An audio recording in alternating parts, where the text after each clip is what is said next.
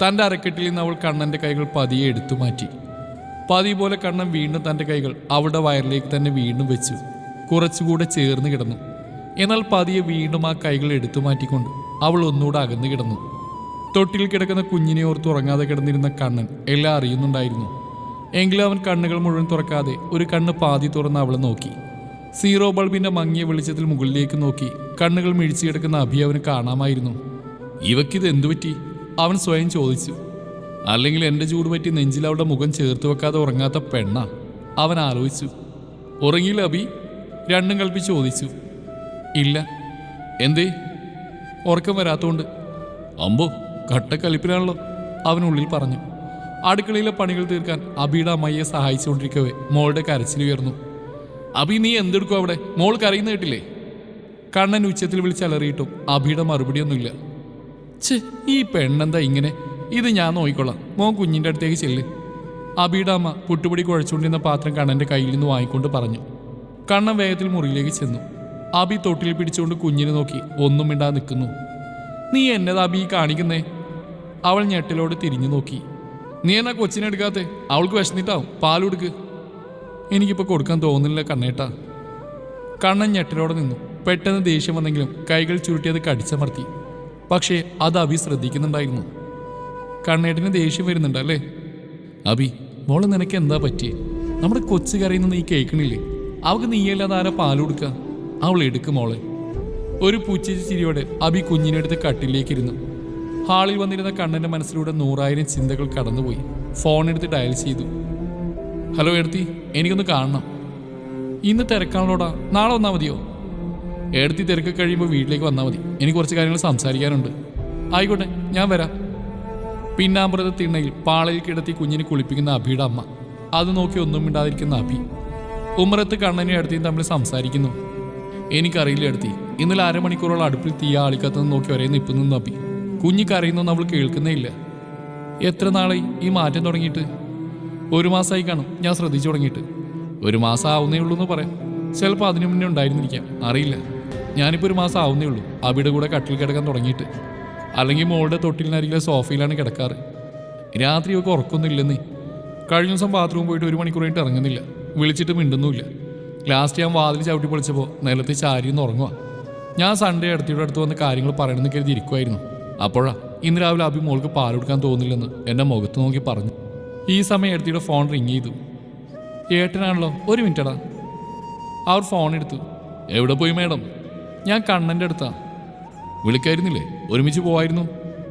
ഇല്ലേട്ടാ, ആ വിളിച്ചിട്ട് വന്നതാ, ഞാൻ വരുമ്പോൾ പറയാം. അപ്പോൾ സമയം എടുക്കൂലേ? ആ, കുറച്ച്. എന്നാൽ പിന്നെ അടുക്കളയിൽ കയറാം. എന്താ മോൾക്ക് വേണ്ടേ? ചിക്കൻ ഫ്രിഡ്ജിൽ ഇരിപ്പുണ്ട്, കറി വെച്ചോ. പിന്നെ തൈര് ഇരിപ്പുണ്ട്, മോരുകറി ആക്കിക്കോ. ഓ, ആയിക്കോട്ടെ. ഡെലിവറിക്ക് മുമ്പ് അബിയുടെ നോർമൽ വെയിറ്റ് എത്രയായിരുന്നു കണ്ണൻ? 62 റേഞ്ച്. ഇപ്പോഴോ? 75 ഉണ്ടെന്ന് തോന്നുന്നു. ലാസ്റ്റ് നോക്കുമ്പോൾ അത്ര ഉണ്ടായിരുന്നു. നോക്ക്, പ്രസവത്തിന് ശേഷം സ്ത്രീകൾ ഒരുപാട് മാറ്റങ്ങളുണ്ടാവും. അത് ശാരീരികമായും മാനസികമായും. അതിന് പ്രത്യേകിച്ച് കാരണങ്ങളൊന്നും തന്നെ വേണമെന്നില്ല. പോസ്റ്റ് പാർട്ടം ഡിപ്രഷൻ അഥവാ പ്രസവാനന്തര വിഷാദം എന്ന് പറയും. എന്നുവെച്ചാൽ ഒരു പ്രത്യേകതര അവസ്ഥ. ഇപ്പോൾ കുഞ്ഞുണ്ടായില്ലേ? കണ്ണൻ പറഞ്ഞില്ലേ 1 മാസം ആയിട്ടുള്ളൂ ഞാൻ അവിടെ കൂടെ കിടക്കാൻ തുടങ്ങിയിട്ടെന്ന്. അതുവരെ തൊട്ടിലിനരികിൽ സോഫയിലാണ് കിടന്നിരുന്നെന്ന്. ആ, പ്രസവത്തിന് മുമ്പോ അവളുടെ കൂടെ. ആ ഒരു കാരണം മാത്രം മതി ചിലപ്പോൾ ഈ സമയത്ത് മനസ്സ് കൈവിട്ടു പോവാൻ. അതെ, മോള് വന്നപ്പോൾ മുന്നേ കണ്ണനിൽ നിന്ന് കിട്ടിയിരുന്ന കരുതലും സ്നേഹമൊന്നും കിട്ടുന്നില്ലെന്ന് തോന്നൽ. കണ്ണനിൽ നിന്നല്ല, എല്ലാവരിൽ നിന്നും. ഒരു പക്ഷെ പ്രേമിച്ച് നിന്റെ കൂടെ അഭിരാമി ഇറങ്ങി വന്നപ്പോൾ അതുവരെ തിരിഞ്ഞു നോക്കാതിരുന്ന വീട്ടുകാർ മോളുണ്ടായപ്പോൾ അവളെ കാണാൻ വരികയും മോളെ നോക്കാൻ അമ്മ തന്നെ ഇവിടെ നിൽക്കുകയൊക്കെ ചെയ്തപ്പോൾ അവളുടെ ഉള്ളിൽ പല തോന്നലുകളും ഉണ്ടായേക്കാം. എടുത്ത് ഇത്ര സില്ലിയായൊക്കെ. കണ്ണാ, നിങ്ങൾ നിസ്സാരം നേടുന്ന പലതും ഒരു പെണ്ണിനെ സംബന്ധിച്ചിടത്തോളം വളരെ വലുതാണ്. പ്രസവം എന്ന് പറയുന്നത് ആണിനെ സംബന്ധിച്ചിടത്തോളം ഒരു രാത്രിയുടെ പ്രയത്നമാണ്. പക്ഷെ പെണ്ണിനെ സംബന്ധിച്ചിടത്തോളം അതൊരു നീണ്ട യാത്രയാണ്. ഒരുപാട് ശാരീരിക മാറ്റങ്ങളിലൂടെ, ചിന്തകളിലൂടെ, നാട്ടു നടപ്പുകളിലൂടെ. ഇപ്പോൾ പാവപ്പെട്ട വീട്ടിലെ പെണ്ണാണെങ്കിൽ പ്രസവം എടുക്കുമ്പോൾ വീട്ടിലേക്ക് കൂട്ടിക്കൊണ്ടുപോകും.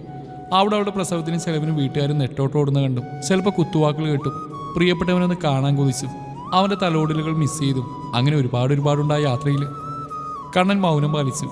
കുഞ്ഞി എറിഞ്ഞപ്പോൾ വിശന്നിട്ടാവും. അവക്ക് പാൽ കൊടുക്കാൻ പറഞ്ഞ നീ അടുത്തെങ്ങനെ നിനക്ക് വിശക്കുന്നുണ്ടോ? നീ കഴിച്ചോ? നിനക്കെന്തെങ്കിലും കഴിക്കാൻ വാങ്ങണമെന്ന് അവളോട് ചോദിച്ചിട്ടുണ്ടോ? ഇല്ല. ഡെലിവറിക്ക് മുമ്പോ? ആ, ചോദിക്കുമായിരുന്നു. അത്രയേ ഉള്ളൂ. അവൾക്ക് കിട്ടിക്കൊണ്ടിരുന്ന സ്നേഹവും പരിഗണനയും മോൾ വന്നപ്പോൾ കിട്ടുന്നില്ല എന്ന് തോന്നൽ. അതും ഈ സമയത്ത് മനസ്സ് കാടുകയറുന്ന സമയമാണ്. ഉണ്ണിമോളുണ്ടായപ്പോൾ നിങ്ങളെല്ലാം അവളെ കൊഞ്ചിച്ചടന്നപ്പോഴും ഞാൻ ഹാപ്പി ആയിരുന്നു. നിന്റെ ഏട്ടൻ എന്നെ അതുപോലെ കെയർ ചെയ്തിരുന്നോണ്ടാണ്. എന്നെ സംബന്ധിച്ചിടത്തോളം ഞാൻ ഏട്ടൻ്റെ ആദ്യത്തെ കുട്ടിയാണ്. അങ്ങനെ ഏട്ടൻ എന്നെ തോന്നിപ്പിച്ചിട്ടുള്ളൂ. ഈ ഒരു സിറ്റുവേഷനാണ് അവളെ കൊണ്ട് അങ്ങനെയൊക്കെ ചെയ്യിച്ച്. അവളുടെ ഉള്ളിൽ നിന്ന് പിറവിയെടുത്ത ജീവനെ വെറുക്കാൻ അവൾക്ക് ഒരിക്കലും കഴിയില്ല. ഞാനിപ്പോൾ എന്തായിരുന്നു ചെയ്യേണ്ടത്? ഒന്നും ചെയ്യണ്ട. പഴയ പോലെ അവളെ സ്നേഹിക്കുക. എന്നിട്ട് എന്തെങ്കിലും പോരായ്മ തോന്നിയാൽ നമുക്ക് നല്ലൊരു സൈക്കോളജിസ്റ്റിനെ കാണിക്കാം. നേരം കടന്നുപോയി. പാത്രങ്ങളെല്ലാം കഴുകി വെച്ച് കണ്ണൻ മുറിയിലേക്ക് ചെന്നു. കുഞ്ഞ് നല്ല ഉറക്കമാണ്. കണ്ണനെ കണ്ടതും അബി കണ്ണുകൾ തുടച്ച്. കണ്ണനത് ശ്രദ്ധിക്കുന്നുണ്ടായിരുന്നു. ഉറക്കനടിച്ച് കിടക്കുന്ന അബിയുടെ അരികിൽ അവൻ വന്നിരുന്നു. പതിയെ അവളുടെ നെറ്റിയിലും മുടിയിലും തലോടി. നെറ്റിയിലും ഇരു കണ്ണുകൾക്ക് മുകളിലും ചുംബിച്ചു. അബി അനക്കമില്ലാതെ കിടന്നു. കണ്ണൻ അറിയാം അബി എല്ലാം അറിയുന്നുണ്ടെന്ന്. പ്രതികരണം ഉണ്ടാവാൻ സമയമെടുക്കുന്നവൻ സ്വയം പറഞ്ഞ് മനസ്സിലാക്കി. പണ്ട് കിടക്കാറുള്ള പോലെ അവളുടെ മാറിൽ മുഖം ചേർത്ത് വെച്ച് അവൾ ഇറുകിപ്പുണർന്ന് കണ്ണൻ മെല്ലെ കണ്ണുകൾ അടച്ചു. ഇനി കണ്ണുകൾ തുറക്കുമ്പോൾ മാറ്റത്തിൻ്റെ നാളുകളാവുമെന്ന പ്രതീക്ഷയോടെ